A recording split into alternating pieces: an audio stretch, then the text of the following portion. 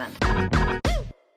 If you grew up in the early days of the internet, you can probably still hear it. That high-pitched sound of a dial-up modem connecting, the familiar voice saying, "You've got mail," and then your mom yelling from the kitchen, "Get off the internet. I need to use the phone."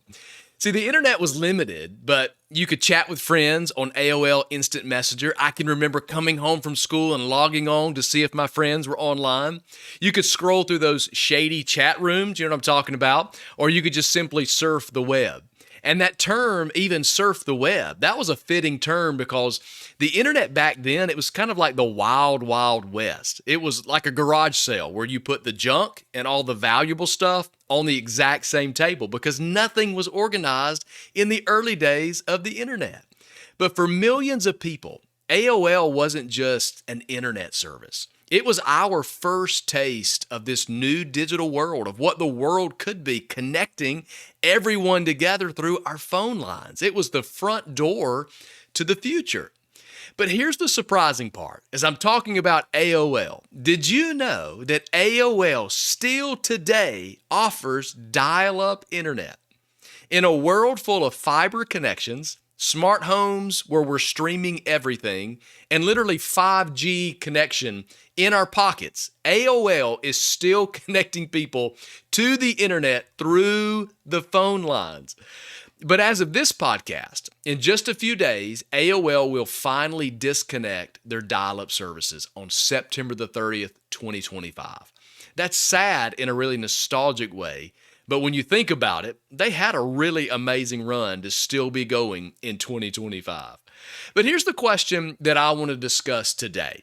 How in the world did a company survive this long offering a service that the rest of the world left behind 2 decades ago?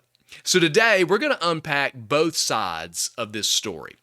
We're going to talk about the surprising power of nostalgia, the value of serving overlooked markets, and the pull of emotional connection.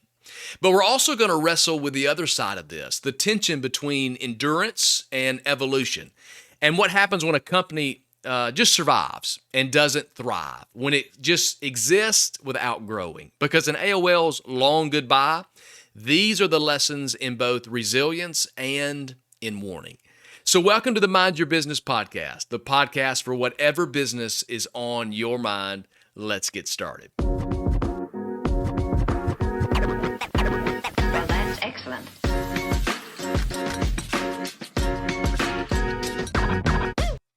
Well, thank you for joining me for another episode of the Mind Your Business podcast. If this brings value to your life and you're on YouTube, like, subscribe, and share this with others. If you're listening wherever you get your favorite podcast, it would be amazing if you would leave a review because this helps add as much value to as many people as possible.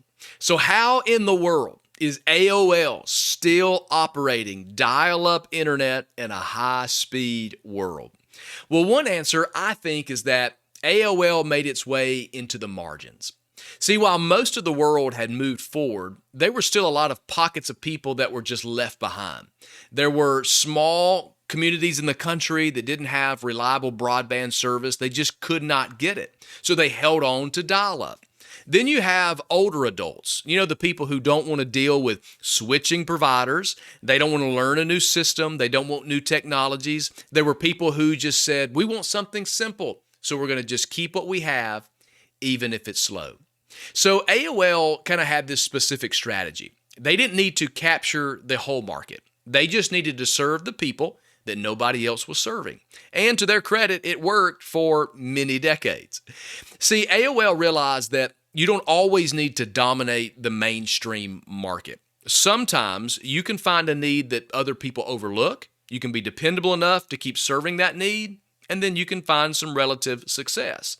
Another thing I think was a part of their strategy is that they hung on to the emotional connection. See, for many people, a whole generation, AOL wasn't just the internet. It was their first username, their first email, their first taste of what the future could be. And for some, their AOL email address, it just became an emotional connection that they've held on to for decades. And I have to admit, I still have my very first AOL email address. Not only is it still active, it's one of the accounts that's still on my phone. Now, it has become my junk mail account, but I still have it and it's still working. It's actually been with me since high school. And I have to admit, sometimes when I log in on the website to get my email, I love that familiar notification. You know the one. You've got mail. See, emotional connection is powerful. When your service or your product or your brand, when it's woven into someone's story, they'll stick with you long after logic says that they shouldn't. And that's why I think even in 2025, people are still logging in with AOL email addresses. It's not because it's more efficient, it's just because it's emotional. But emotion and serving a dying market, that's only going to take you so far. There has to be balance in everything. And I believe so much in balance. And the biggest mistake, I think, is that even though AOL endured, they never evolved. See, there are plenty of companies that have proven the importance of evolving as the world has changed. Take Marvel, for example. Marvel went from bankruptcy to box office domination. Domino's Pizza. Domino's rebuilt its entire reputation on simply providing a new recipe. Nintendo, they took a different route. They found new fans of their products by just doing different consoles and gaming machines than everyone else. But then you have other companies like MySpace, Yahoo, or Radio Shack. See, all of these companies, they just endured while they faded into irrelevance. And AOL's story, to me, is amazing because they've been able to survive longer than anyone thought was possible. But it's also a sad story because they're another iconic brand that's just fading into irrelevance. So what I want to do is I want to look at 3 lessons that I want to bring from AOL's long goodbye that I think every leader and every organization can apply by learning from this company. Number 1 is that nostalgia can serve, but it can't sustain. Nostalgia is powerful. It ties people to special moments and memories. There's feelings that they just don't want to lose. It's nostalgic. But in business, this is powerful because it makes products and brands, it makes them feel personal.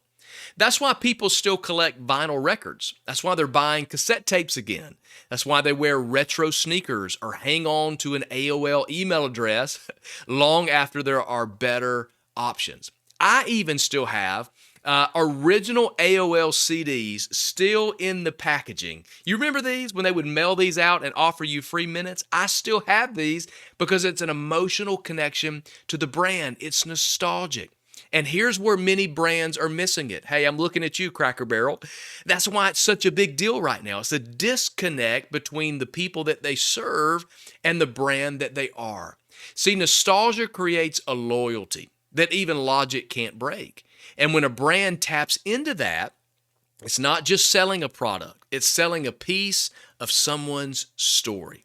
And AOL has lasted in part, I believe, because of that nostalgia. But here's the balance. If that's your whole strategy, you'll find that that same nostalgia is holding people in place instead of moving them forward. I mentioned my love for the You've Got Mail announcement and the memories of connecting with friends on Instant Messenger. I even have a soft spot for that crazy dial-up noise. Do you remember this?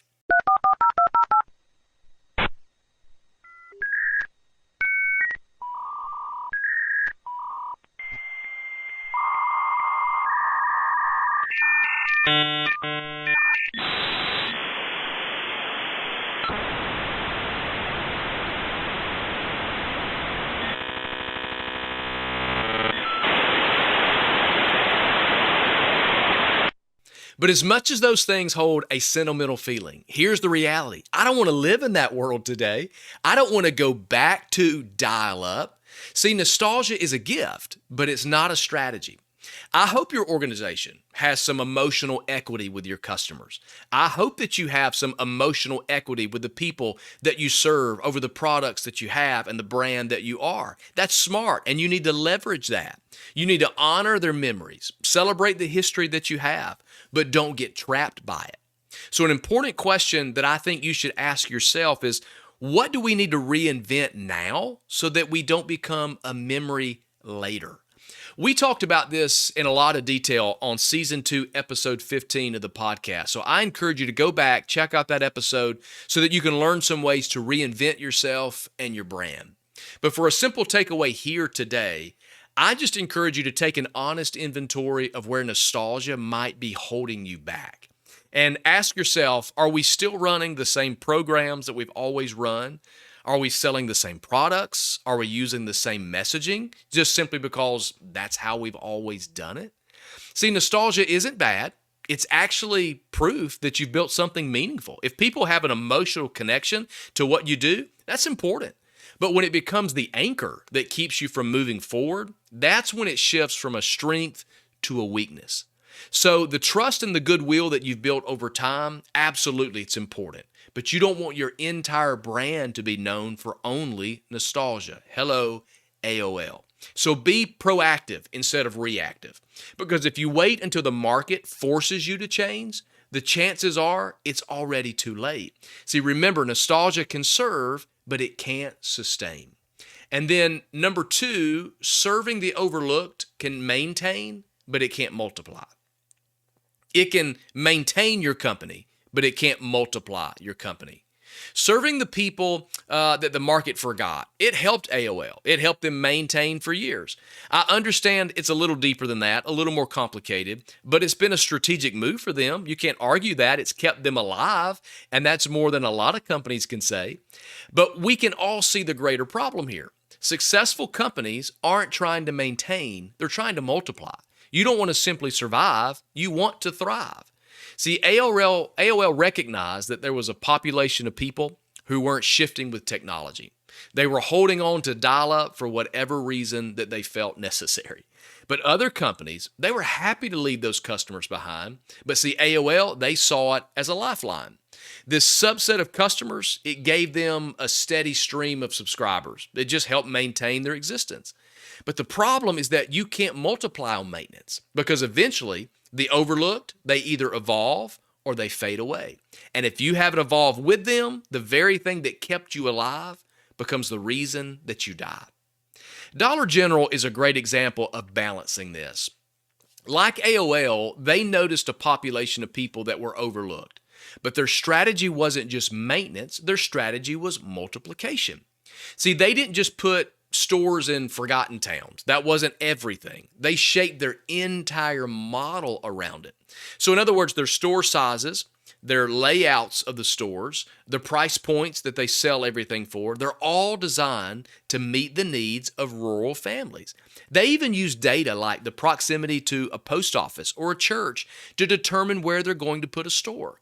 See, they didn't just stop at serving the overlooked. They built on it. They multiplied through it. It was a strategic strategy.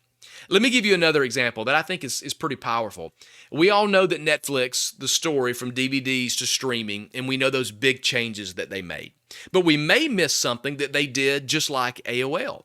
See, AOL serving a small subset of people, well, Netflix is doing the exact same thing with their proverbial dial-up. See, Netflix noticed that there was a segment of their customers who lived in areas that did not have good internet connections. And because of that, they weren't engaging as much with their service. So instead of just writing those markets off, they actually created the ability to download content offline. See, what started as a fringe feature for just a small subset of users is now a standard feature. My family uses this when we go camping, because a lot of places we camp doesn't have Wi-Fi or doesn't have strong cell service. So we can download everything we want to watch before we leave, so we can watch it when we get there offline. See, AOL, Dollar General, and Netflix, they all served a subset of people that could have been forgotten. But unlike AOL, Dollar General, and Netflix, they found ways to multiply. So the importance of understanding serving all the customers you have, but finding creative ways to evolve and to do it. So to employ this in your organization, pay attention to the people who struggle the most with your product or service. This is an indication for you. Who is struggling with the product or the service that we have? Where do your customers feel left behind? What is it that they're complaining about? What is it that they're having to find workarounds in order to use your service or your product? Or what is it that they're simply tolerating? See, when you can define some of these tension points, you can creatively solve these, and that could be the difference between maintenance or multiplication. Because serving the overlooked, it is valuable, but scaling requires turning those solutions into innovations. And this pulls everyone forward, not just the few who feel forgotten. And then number 3, we need to know that surviving isn't thriving. Surviving does not mean thriving. AOL has survived for decades, but surviving for AOL did not mean thriving. Surviving has kept their lights on, it's kept their servers running, but thriving is a growth mindset. It's a cultural shift. It's changing the circumstances that you're in. A good example is Sears. Think about Sears. It thrived for decades, decade after decade, being a retail powerhouse. But there were signs of survival. They started to show when they were clinging to older systems, older processes, older assumptions, and just older ways of operating as a business. But meanwhile, all of their competitors, they were moving forward. They found new ways of working, of serving their customers, all the people who used to belong to Sears. See, Sears' ability to survive, it did delay the inevitable, but their inability to thrive, it made the decline inevitable. It was going to happen because they were maintaining, but they weren't multiplying. They were surviving, but they weren't thriving. And there are many brands who have suffered the same fate as Sears. But there's also a lot of brands that were just able to find ways to thrive. Dyson, they started with vacuum cleaners, but consistently innovating. They've moved to hair care, air purifiers, robotics, all things that gave them new income streams, a new ability to serve new markets and new people. Adobe, they went from boxed software to cloud-based subscriptions, and it's helping them continue to thrive. I hate it because I miss just the box and have the software, but it's a model that's kept them alive. IBM, they started as a hardware company, but then they moved to software, then to consulting, to cloud services. See, these were all moves that continually helped them to thrive. Survival won't prepare your organization for what's next. You need a culture and you need a mindset that can respond, that can adapt, and that can evolve when conditions begin to change. So let me give you some adjustments right here for this, that you can take your organization from surviving to thriving with just some small, simple internal shifts. And one thing I would encourage you to do here is encourage your teams to question things that are done. Question things that are done a certain way, and then ask what could be done differently.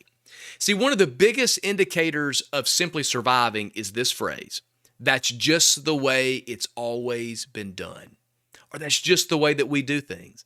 But when teams are encouraged to ask why, they may find some things that no longer serve the organization. So instead of settling something into a way that just helps you survive, why not push past that into something that could help you thrive? Another thing is to create an environment where that curiosity is celebrated rather than shut down. Many organizations don't celebrate the curiosity because they don't have time for it, or they don't feel like other people have the right to speak up or say something. But instituting a simple practice like asking what if or why not, if you give people permission to do that and do that in meetings, everyone collectively together can help find hidden opportunities or fresh solutions that no one else has thought about. The goal isn't to criticize what's been done, but it's to cultivate a culture where questioning is a pathway to improvement. Because when everyone is working on what's next, everyone is moving forward and getting better together. Another thing here is to create systems that allow for these changes or these experiments that you're having.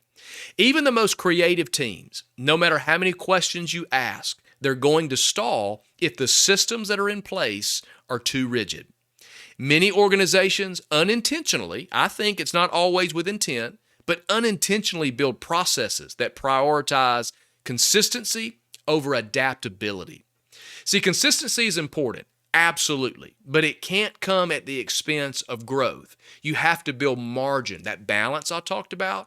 You need that balance or that margin in your systems. You have to give space for trying new things without disrupting everything else. So for you, it could be a pilot program. It could have a budget specifically set aside for innovation, for trying new things, or even just small test projects where experimentation is expected. In other words, you say, hey, I want you guys to put some time and energy, some effort into this area. Think it through. Find some new solutions. Find some new ways. Let's get some fresh ideas. But by allowing that flexibility into the structure itself, you give your organization the ability to not only survive and the changes that come, but you give them the opportunity to thrive in the changes when they come. So give your team permission to test new ideas in that margin. Give them permission to fail. Give them permission to learn, and give them permission to grow. See, ideas without action, they don't change anything. True growth, that comes from when people feel empowered to simply try. But trying involves risk, and risk means that some ideas are not going to work.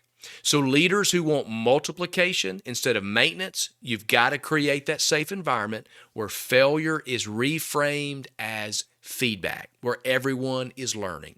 So celebrate the learning that comes from experiments, not just the success. And when teams know that they won't be punished for a failed attempt, they are far more likely to step out with new ideas that could lead to forward progress because you've made it a part of the culture. Remember, the goal isn't surviving, it's thriving. Maybe AOL's story here isn't just a nostalgic farewell. Maybe it's a wake-up call for all of us. Nostalgia, niche markets, and emotional connections, they're valuable and they can keep you around. They're an important piece, but they can't hold your business together.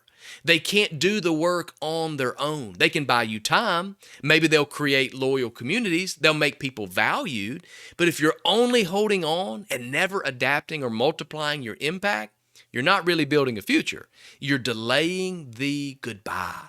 So the real question is this: are you building something that just survives year after year, just clinging to what worked in the past, or are you building something that thrives, learning from your customers, innovating for the overlooked, and adapting with intention? The choice really isn't theoretical. It's a practical choice. Your people, your customers, and your legacy, they're all counting on what you decide to do next. So what do you think about AOL shutting down? Do you have some fun, nostalgic AOL stories? I would love for us to discuss them together. So hit the comment section and let me know. And I want to say thanks again for tuning in to the Mind Your Business podcast. If you found this helpful, please like, subscribe, share it with a friend, and leave a review. And until next time, go mind your business, and you've got mail.